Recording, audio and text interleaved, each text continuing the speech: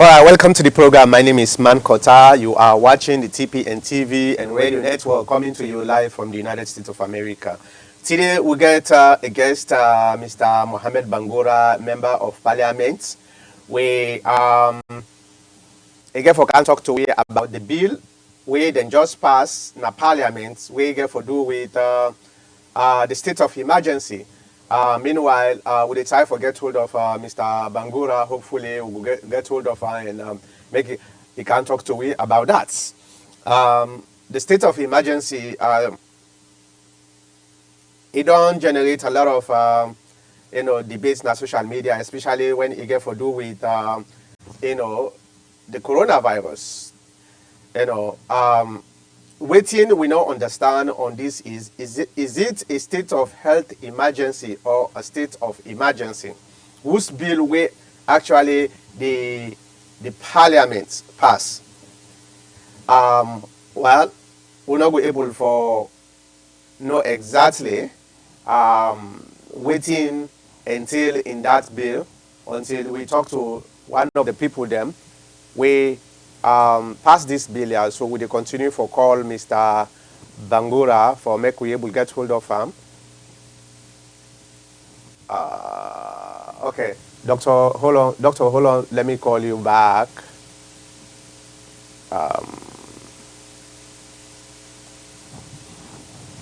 Yeah, so we dey continue for call Mr. Bangura and see for make he can tell you about this state of emergency, because there are two things we know.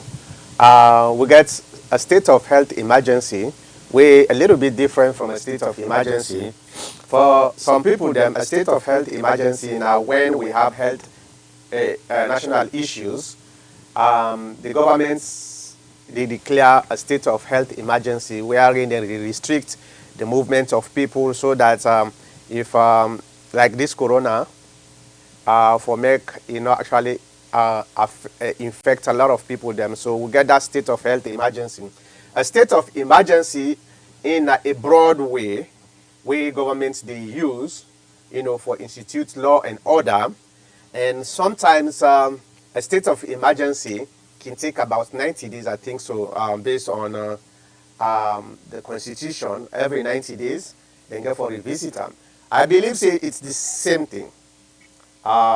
It's the same thing in perception, but in implementation, it might be different, and that makes some people that then get these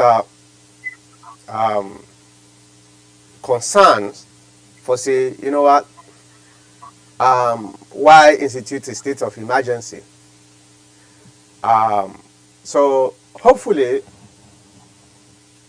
Mr. Bangura will come online and they talk to we, and how we go able for understand, distinguish between the two if there is any difference. And the second thing we want for discuss get for do with I don't want for call some kind of a treason accusation. I want for call as an investigation, and now the right word that one day it's kind of an investigation with one of we brothers, we na Paulo Conte. Paulo Conte, we all know that he had been the defense minister Salon during the APC government, and Paulo Conte, now one of the marked man them na this current SIPP government, because as we all know, last week we talked a little bit about Paulo Conte, and as we all know, I've been telling us say. I don't get much for talk about Paulo Conte investigation because I haven't, delved into that in details for make I able to get some kind of facts and try for separate the facts from the fiction, all the accusations. So I've been promising this week we go talk in lengthy about that too. So and from that time, last Saturday to now, so many information there we some of we don't gather around, and I know say some of we commentators then also get things then we then don't get throughout the week, but that's not the thing we want to talk about today. These two things So let me start with the last one, with Paolo Conte issue. All right. There are always two sides to a story, right? You get one side of the story, the defendant, another side of the story, the accuser. Then you get the truth. So now that this thing don't come out in the public, um, we go on for delve into that. Okay, here is what I know based on me own information. I don't know see most of now they get the same information, but after the last broadcasts, I've been getting time for take phone, call around, get some information. I'm not gonna call on facts because since we get two sides to a story, and I therefore be sincere. Collaboration when you try for investigate an information is very, very important. Or we call them corroboration, right? That's what white man call it, corroboration. You corroborate with one person to the other. If you ask 2, 3, 4 people, at least the one that they supposed to get some kind of similar, if not 100%, similar information where they feed to you, then you will able to look at their information and see if the similarity is more than the differences, then you take with a pinch of salt. And that's not in then called investigative journalism. It also then the legal system we can call investigation, private investigation. You go to the next person, you listen to your own side of the story. You go to the next person, you listen to your own side of the story. You go to the next, to the next, to the next. Then you come out and compile the information. We don't get that from them people here and compare whether information A is different from information B, information B is different from information C, or information A, B, C, even though it is not 100%, but the information, the generality of the information is similar, then you're able to make a quantifiable, decision for say, well, I think this has some kind of truth into that. And that's exactly I do. I call 2, 3 people for, I think it's about 5 people where I call, I able for compare. And what thing I find out is it's kind of in the middle, you know. And this is where the governments need to come in and tell we for say, okay, this is we on side of the story. No one for take alpha side for say as a representative of the government because now in your audio I not talk to them, so I know one for using your audio as a government statement because it come as a private citizen like what Ibn Dunaya.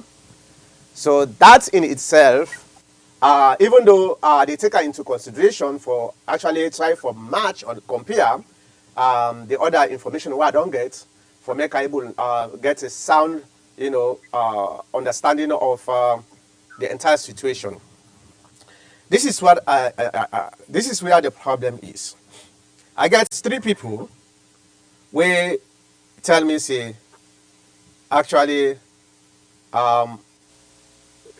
Paolo Conte actually passed through the metal detector.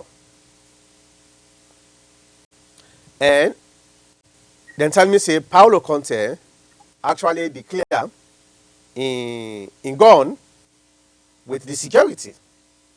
3 people. I get 2 people where tell me say Paolo Conte bypass the metal detector. So this now the dilemma where we all facing.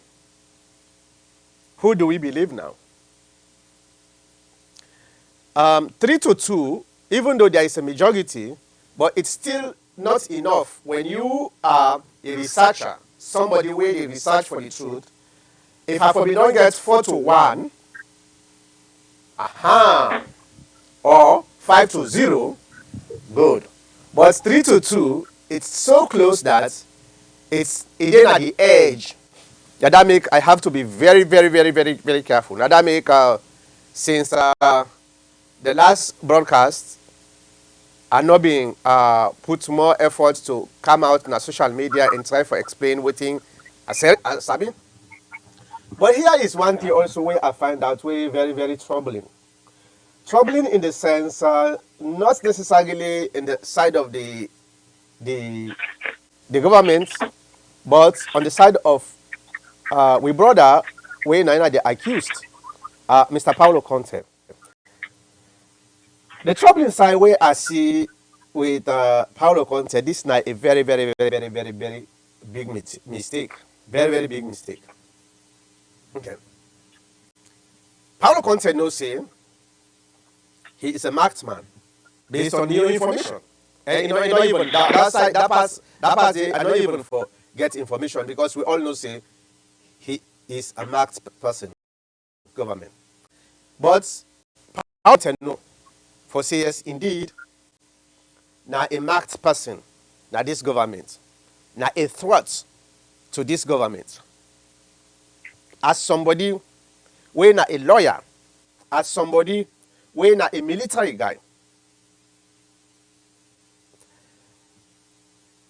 I not be expect say Paulo Conte they fall so easy in this way for make them get something against them where then we're able to hold them into account. Let's face the fact.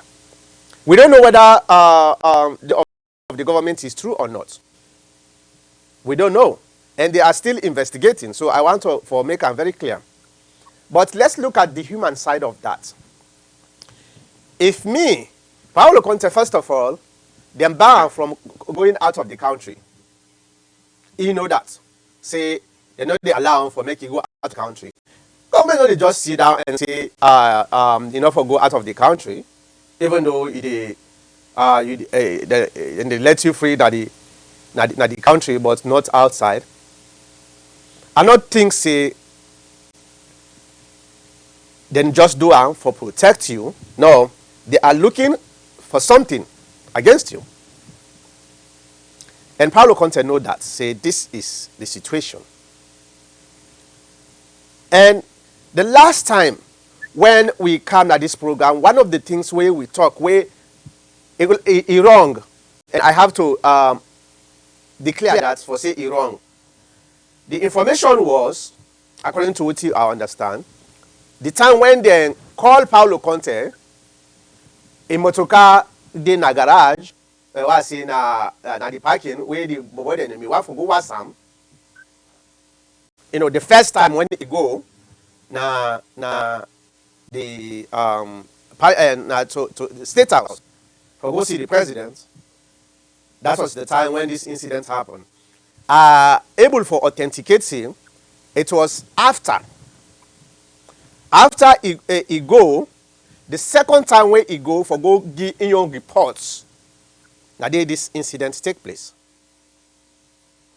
Not to the first time, so I authenticate that because at least I get 4 people they actually yes we authenticate, not to that first time. The first time he go there was no problem. Then go give them assignment for do. So now he can for can reports, assignment. Now the incident happened.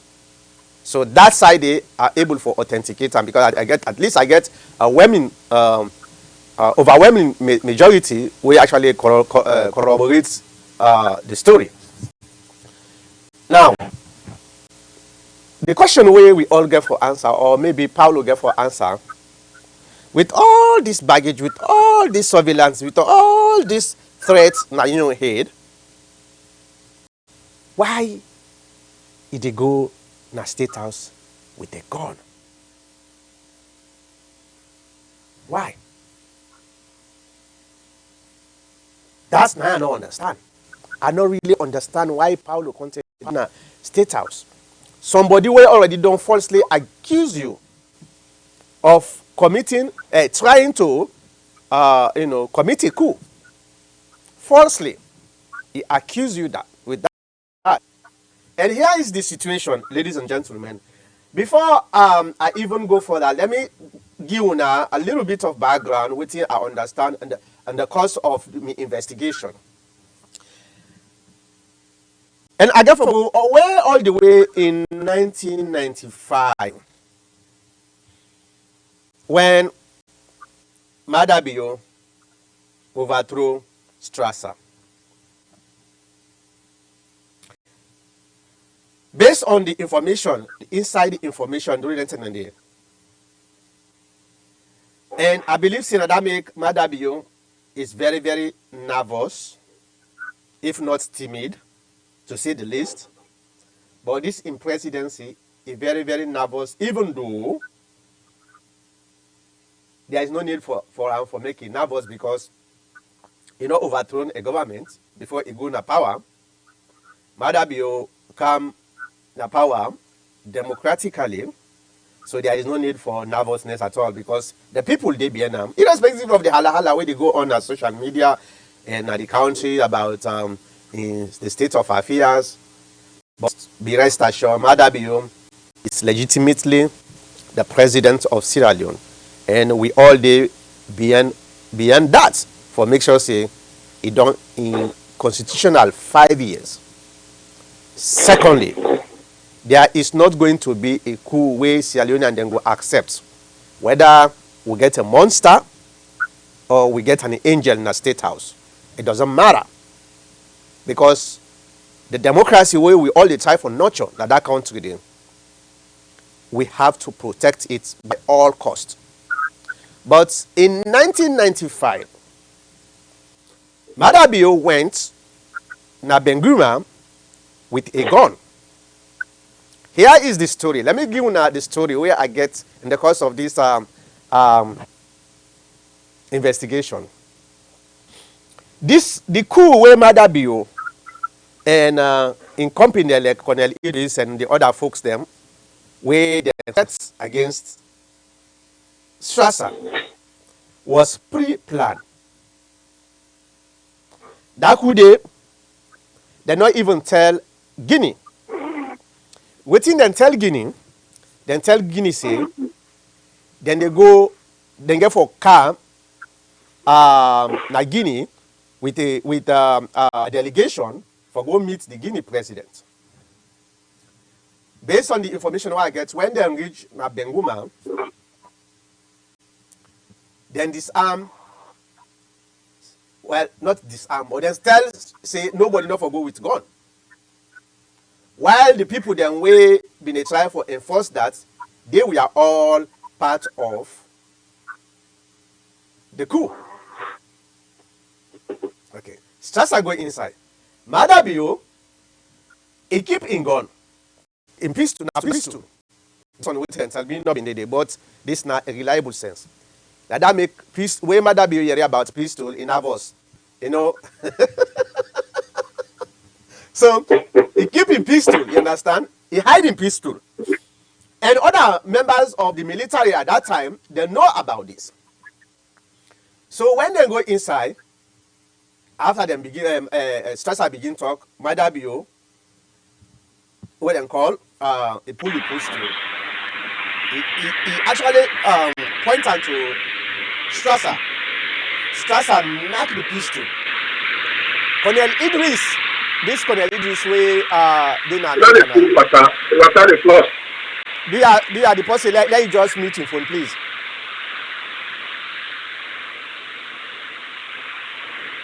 Okay. I think the person you're okay now. So where Strasser knock this gun, would that Strasser want for rush, for go out? Would I go attack Strasser na the room there? Now this Colonel Idris and I go tackle Strasser. Then fight, then put him down, they arrest him. Guinea no be no say something like this they happen. Then put him in a helicopter for Kerango. Then go na Guinea. We then reach the Guinean army. Then can find out say something is going on. So then take motor car. Them, Colonel Idris and Madabiu and the rest of the other people. Then take motor car. Then rush go na Sierra Leone embassy. So the Guinean army then go surround the embassy. But Usai the lockdown, the guy, the Guinean colonel, we actually then give that task there for go surround the embassy. Now a friend of some of the soldiers then Sierra Leone, they are on the way make this square. Because they all fought together. So then get for caller in, you get for go explain. I don't know what happened there now. But I give you this short story for let us see how nervous Madabio is. Okay? So when you know say one of the people them we been there at the APC government, we now very, very ruthless somebody. Let's talk to him.